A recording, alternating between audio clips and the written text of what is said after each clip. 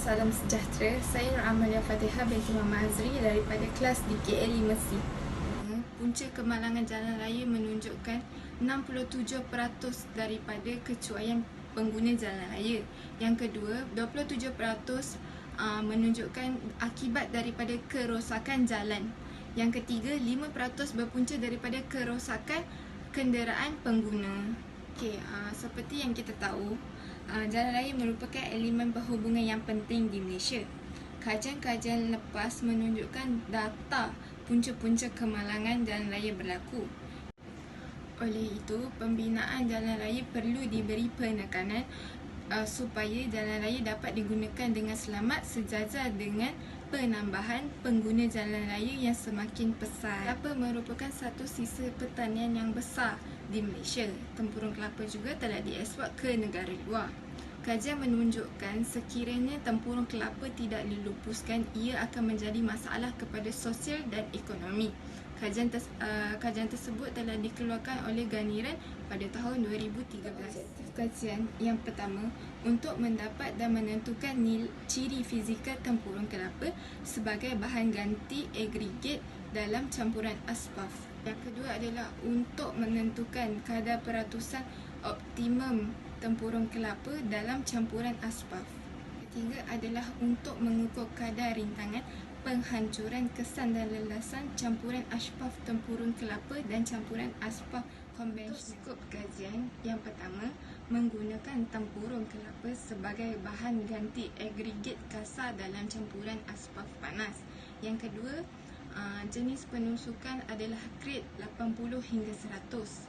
Yang ketiga adalah untuk menentukan kadar peratusan optimum penggunaan tempurung kelapa dalam campuran asfalt. Yang keempat adalah menggunakan ujian Marshall, ujian taburan saiz, ujian AIV iaitu ujian nilai hantaman agregat dan ujian spesifik tentu. Terusnya adalah kepentingan kajian. Yang pertama, penggunaan tempurung kelapa dapat menjimatkan kos atau mengurangkan kos pembinaan jalan raya. Kenyataan ini disebut oleh Jurnal Kejuruteraan pada tahun 2017. Yang kedua, campuran tempurung kelapa dengan asfalt dapat meningkatkan ketahanan yang lebih baik. Kenyataan ini disebut oleh Jurnal Kejuruteraan pada tahun 2017 dan Kulkarni pada tahun 2013. Ketiga adalah sumber alam semula jadi dapat dipelihara. Kenyataan ini juga disebut oleh Jurnal Kejuruteraan pada tahun 2013. Dan akhir sekali, tempurung kelapa mempunyai kadar rintangan terhadap penghancuran kesan dan lelasan yang lebih baik. Kenyataan ini juga adalah dikeluarkan oleh Jurnal Kejuruteraan pada tahun 2017. Assalamualaikum, saya Muhammad Syaiful Azri Abdul Yazmi. Saya akan teruskan dengan bab 2. Sebagai pengenalan, dalam perapan jalan yang berbitumin, agregat memainkan fungsi utama dalam mengalihkan beban dari kenderaan ke permukaan jalan. Seterusnya saya akan sambung dengan bahan yang kami gunakan dalam kajian ini, iaitu asfalt. Dalam kajian YOP 1990, dia mengatakan bahawa peningkatan campuran asfalt menjadikan bitumen keras dan juga merendahkan nilai penusukan bitumen, serta dia juga dapat meningkatkan nilai kelunturan dan juga titik kelembutan. Seperti yang kita semua tahu, penggunaan asfalt dalam pembuatan jalan raya sangat meluas. Asfalt juga ialah bahan pengikat yang ideal. Bahan pengikat yang ideal. Dia juga dapat meningkatkan kekukuhannya pada suhu yang tinggi supaya ia dapat mengurangkan ubah bentuk kekal rapat. Saya akan teruskan dengan bahan kedua yang kami gunakan, iaitu tempurung kelapa. Seperti yang kita semua tahu, tempurung kelapa merupakan bahan buangan pertanian. Jadi ia tidak popular digunakan dalam campuran asfalt. Menurut Rameza dan Al-Mansur, menurut kajian Rameza dan Al-Mansur pada 2017, mereka menyatakan bahawa dengan menambahkan 5% tempurung kelapa dalam campuran asbab dapat menambah baik dalam ujian layapan dinamik. Seterusnya dalam kajian Maksudi 2011, beliau menyatakan bahawa campuran tempurung kelapa dapat meningkatkan kestabilan dan kekuatan asbab. Jadi sebab musabak kami memilih tempurung kelapa adalah kerana ia dapat melibatkan kos pembuatannya. Kerana disebabkan bahan aggregate semakin meningkat dan susah untuk didapatkan. Jadi sedangkan tempurung kelapa lebih mudah didapati secara percuma. Assalamualaikum, saya Nur Syamila Nabila Tunisia. Saya akan membentangkan berkaitan dengan bab 3, iaitu metodologi. Metodologi adalah salah satu prosedur untuk mendapatkan data atau hasil daripada ujian dilakukan. Tujuannya adalah untuk mencapai matlamat dan objektif yang disasarkan. Terdapat 4 jenis ujian dilakukan. Yang pertama, ujian ayakan taburan saiz, yang mana prosedur dia adalah perlu menunjukkan saiz ayakan daripada 20 mm sehingga 0.075 mm. Lepas tu ayakan perlu dikitakan selama 10 minit. Lepas 10 minit, ayakan perlu ditimbang untuk mendapat barang sampel yang tertahan. Dan yang kedua adalah ujian nilai hentaman aggregate, yang mana sampel aggregate dan tempurung perlu melepasi 14 mm dan tertahan pada 10 mm. Lepas tu ketiga, setiap sampel mempunyai 3 lapisan. Setiap lapisan dikenakan hentaman sebanyak 25 kali. Selepas hentaman dilakukan, sebanyak 15 kali hentakan akan dikenakan kepada sampel.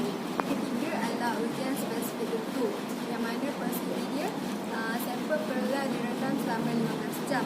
Selepas 15 jam, timbang berat sampel dalam keadaan dia berada dalam air. Sampel perlulah dikeringkan selama 24 jam di dalam keruhan dengan suhu 100 darjah Celsius. Selepas 24 jam, sampel perlu ditimbang untuk mendapatkan nilai spesifik bentuk. Ujian yang keempat adalah ujian masyad, yang mana pertama bentuknya perlulah dipanaskan. Selepas itu, tempurung dan tumin akan digoreng sehingga 155 hingga 160 darjah Celsius. Lepas itu, sampel perlulah dimasukkan ke dalam mold dan dimampatkan sebanyak 75 kali ke dua-dua sisi menggunakan mesin pemampat. Setelah dimampatkan, sampel perlulah dikeluarkan daripada mold dan ditimbang di dalam udara dan di dalam air. Selepas itu, sampel perlulah diukur ketebalannya menggunakan angkut pena. Baiklah, saya akan teruskan dengan bab 4, iaitu dapatan kajian dan analisis. Bab 4 ini ialah menunjukkan dapatan kajian yang diperolehi daripada ujian-ujian yang telah dilakukan. Hasil yang ditunjukkan ini adalah untuk menguraikan jawapan kepada persoalan kajian, iaitu kekuatan tempurung kelapa yang sama atau lebih daripada batu aggregate. Antara ujian yang dilakukan ialah ujian AIV, Marshall dan taburan saiz. Baiklah, saya akan teruskan dengan data untuk ujian yang pertama, iaitu ujian nilai hentaman aggregate dan nilai hentaman tempurung kelapa. Berdasarkan graf yang dipaparkan dalam skrin sekarang ini, data menunjukkan nilai hentaman aggregate dan tempurung. Ia menunjukkan bahawa nilai hentaman tempurung lebih baik dari nilai hentaman aggregate. Mengikut spesifikasi JKR, nilai peratusan yang kurang daripada 10% boleh digunakan dalam apa juga kerja pembinaan jalan raya. Baiklah, seterusnya jadual yang dipaparkan pada skrin sekarang menunjukkan ciri-ciri bagi tempurung kelapa dan juga aggregate. Ciri yang pertama ialah graviti tentu. Jadi nilai graviti tentu bagi tempurung kelapa ialah 1.090 dan nilai graviti tentu bagi aggregate pula ialah 2.616. Ciri yang kedua pula ialah ketupatan. Nilai ketupatan tempurung kelapa dikira mengikut formula Gsem bahagi isi padu. Jadi nilai ketepatan yang kami peroleh ialah 0.038. Seterusnya ialah dapatan bagi ujian taburan saiz.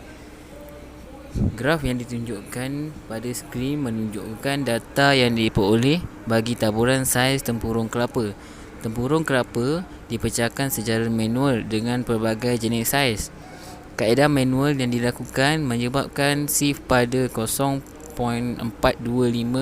mm dan ke bawah tidak mendapat julat grade yang ditetapkan oleh JKR.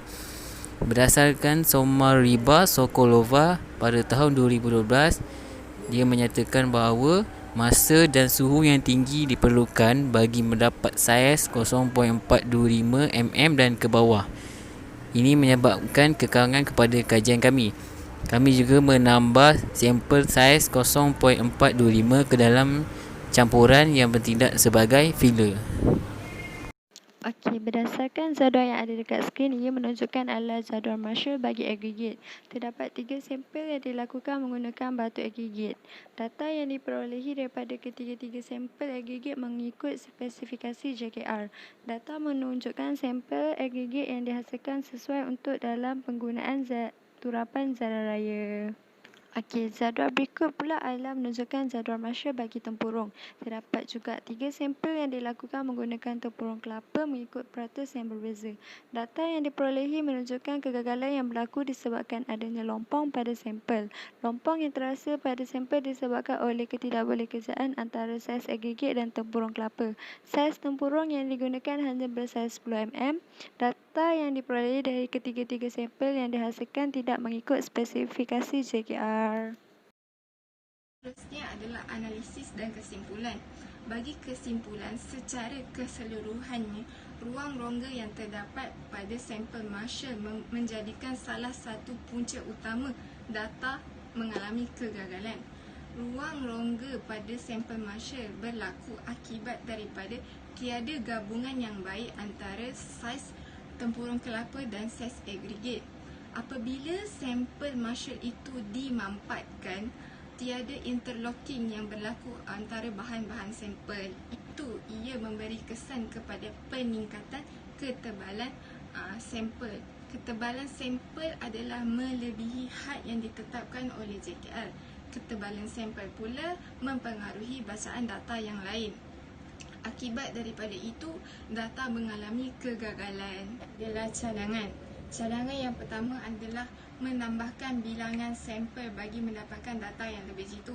Mungkin salah satu faktor data kami menjadi ralat adalah kerana kurangnya sampel. Yang kedua adalah menggunakan nilai optimum bitumen yang lain. Ketiga pula adalah menambahkan saiz tempurung kelapa pada sampel Marshall. Hari itu kami hanya menggunakan saiz 10 mm. Oleh itu kami cadangkan boleh menggunakan saiz 20 mm hingga saiz 3.35 mm tempurung kelapa pada sampel Marshall. Ini kerana akan membolehkan interlocking antara tempurung kelapa dan agregat. Ia akan menjadi gabungan yang lebih baik.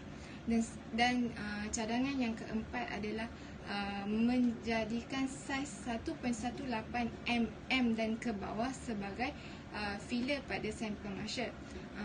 Ia akan menutupi ruang rongga yang terdapat pada sampel dan ia juga akan mengelakkan daripada berlakunya ruang rongga yang banyak.